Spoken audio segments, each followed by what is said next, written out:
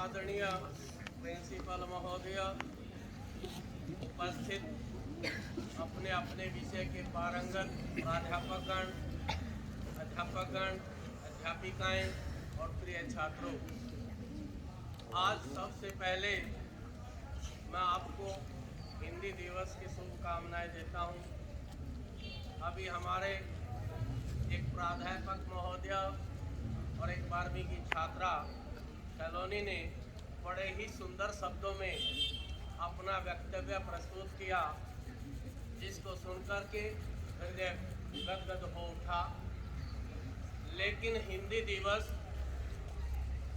आज पूरे भारत में वर्ष में यदि मनाया गया तो इसको कब से क्यों मनाया गया, कैसे हिंदी का उद्भव हुआ, कहाँ से विकसित होकर हिंदी आई। हमारे भारतवर्ष के अंदर सबसे पहले वैदिक काल चला। वैदिक काल आम जन भाषा के लिए, आम व्यक्ति के लिए बड़ी कठिनाई का विषय रहा। उसके पश्चात प्राकृत भाषा आई।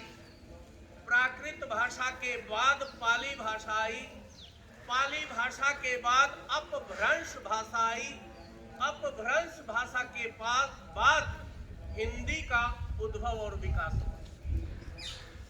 प्रिय विद्यार्थियों, जब भारत आजाद होता है, हमारे भारतवर्ष के राजनीतिज्ञों और विद्वज्जनों के सामने सबसे बड़ा प्रश्न था कि इस भारतवर्ष के अंदर किस भाषा को राष्ट्रभाषा का दर्जा दिया जाए, क्योंकि आंग्ल भाषा का बोलबाला बहुत ज्यादा चल रहा था। क्योंकि अंग्रेजों की दास्ता हम बहुत झेल चुके थे। जितने भी अधिकारी थे अंग्रेजी में ही कार्य करते थे, अंग्रेजी में ही सुनना पसंद करते थे, अंग्रेजी को ही बोलना पसंद करते थे।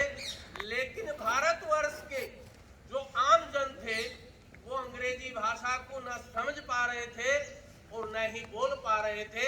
ये सबसे दुर्भाग्य था कि उसको थोपा जा रहा था। जब भारत 1947 में आजाद हुआ, उसके पश्चात बहुत से राजनीतिज्ञों ने इकट्ठा होकर के सन 1949 में 14 सितंबर के ही दिन संविधान जिन्होंने रचा, उसकी सभा ने एक ही मत से हिंदी को राष्ट्रभाषा का दर्जा दे दिया। देखिए, अभी सलोनी कह रही थी कि अपनी राष्ट्रभाषा विश्व में, अपने ही देश में नहीं बल्कि विश्व में अपना अस्तित्व रखती है। प्रिय विद्यार्थियों, कश्मीर से कन्याकुमारी तक, अभी छात्रा आपके सामने बोल के गई, पूरे भारतवर्ष को कवर कर लिया। कश्मीर से कन्याकुमारी तक, संसद से सड़कों तक, और यहाँ तक कि साहित्य से सिनेमा घर तक ये एक सेतु का काम करती है। लेकिन दुर्भाग्य हमारा वहाँ हो जाता है कि कुछ विद्यार्थी अपने ही भारतवर्ष के बड़े बड़े गवर्नमेंट स्कूलों में पढ़ते हैं, आंग्ल भाषा को सीखते हैं, अंग्रेजी में स्वाध्याय करते हैं, और वही हमारे बेटी और बेटियां अपनी हिंदी मातृभाषा को जब पानी पूरी बेचने वालों की भाषा बोल देते हैं, तब हमारा हृदय क्षुब्ध हो जाता है। हमारे हृदय के अंदर व्याकुलता पैदा हो जाती है। प्रिय विद्यार्थियों, गांधी जी ने सन 1918 में जब हिंदी का सम्मेलन हुआ था, उसमें घोषणा की थी कि हिंदी राष्ट्रीय भाषा होगी। लेकिन वो मुकाम सन 1949 में हम प्राप्त कर पाए। फिर भी हमारे भारतवर्ष के अंदर जो परंपरा रही, हिंदी को पूर्णतः दर्जा देने के लिए भी 15 सालों की छूट दी। 1965 के अंदर, यानी कि 1965 तक राज कार्य जो थे, कार्यालय के कार्य जो थे, वो हिंदी भाषा की अपेक्षा करते हुए बल्कि अंग्रेजी में ही किए जाने लगे। 1965 के बाद जब पूर्णतः जब हिंदी सिखा दी गई, जो अंग्रेजी भाषा जानते थे उनको समय दिया गया था ये 15 वर्षों का, क्योंकि सारे अधिकारी कार्यालय में अंग्रेजी सत्ता से जुड़े थे, सभी अंग्रेजी को ही जानते थे। लेकिन उन 15 सालों के अंदर उनको हिंदी सिखाने का समय दिया गया था। तत्काल प्रभाव से 1965 से हिंदी राजभाषा के रूप में कार्यालय में भी कार्यान्वित हुई। अभी सर आपके सामने एक उदाहरण देकर गए थे शिवम जी, मैंने बहुत सुंदर उदाहरण लगा कि स्वामी विवेकानंद जी 1899 के अंदर जो अभी उदाहरण देके गए, 1899 के अंदर अमेरिका गए थे और एक अमेरिकन ने उनको जाते ही ये सबसे बड़ा प्रश्न किया, हाउ आर यू। और हमारे स्वामी महोदय ने बड़े सहज और सरल भाव से उनको कहा, मैं अच्छा हूं। अमेरिकन ने सोचा स्वामी जी को तो आंग्ल भाषा आती नहीं, अंग्रेजी आती नहीं।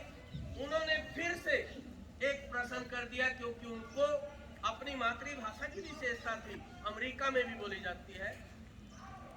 तो वहां आप ये देखिए कि आज से 100-125 साल पहले हिंदी का विकास कितना होगा, कि आज पूरे विश्व की यदि भाषाओं में अपनी भाषा का 5वां स्थान हम पाते हैं, वहां हमारा गौरव बढ़ता है।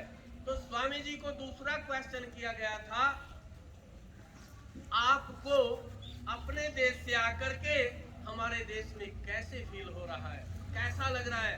तब स्वामी जी ने एक उत्तर दिया, I am good feeling, your country is beautiful. के अब वो संशय में पड़ गए थे। भाई जब मैंने इंग्लिश में प्रश्न किया तो स्वामी जी ने हिंदी में उत्तर दिया, और जब मैंने हिंदी में उत्तर दिया तब स्वामी जी ने इंग्लिश में उत्तर दिया। ये एक पहेली का रूप बन गया। अमेरिकन की जिज्ञासा पैदा हो गई कि पूछने की कि स्वामी जी बड़ी विनम्रता से पूछते हैं, ये क्या पहेली है। अरे ये क्या पहेली है, जब मैंने आपको अंग्रेजी में पूछा तब आपने हिंदी में बड़ी विनम्रता के साथ उत्तर दिया, और जब मैंने हिंदी में आपसे पूछा तो आपने बड़े एकदम विश्वास के साथ अंग्रेजी में उत्तर दिया। स्वामी जी का कथन था, उनका सरल भाव से उत्तर था कि भाई जब आपने अपनी मातृभाषा का आदर किया, मैंने अपनी मातृभाषा का आदर करते हुए आपको हिंदी में उत्तर दिया। जब आपने मेरी भाषा का आदर किया, हमारे देश की राष्ट्रभाषा का आदर किया, तब मैंने आपकी मातृभाषा का आदर करते हुए आंग्ल भाषा में उत्तर दिया। प्रिय विद्यार्थियों, यह हमारे हृदय की भाषा है, हमारे दिल की भाषा है, हमारा सम्मान है, हमारा गौरव है, हमारा बड़प्पन है।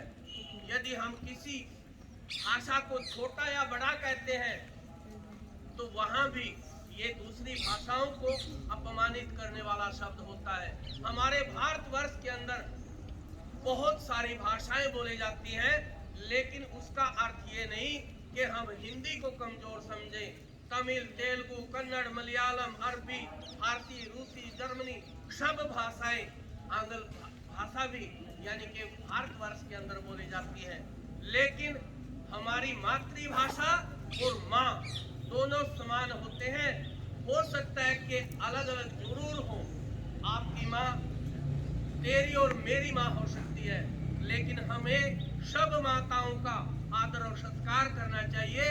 यदि आपकी माँ हमारे सामने आए तो हम उसका अभिनंदन करें, हमारी माता आपके सामने जाए तो आपका भी कर्तव्य बन जाता है कि आप उसका मान और सम्मान करें, उसका आशीर्वाद ग्रहण करें।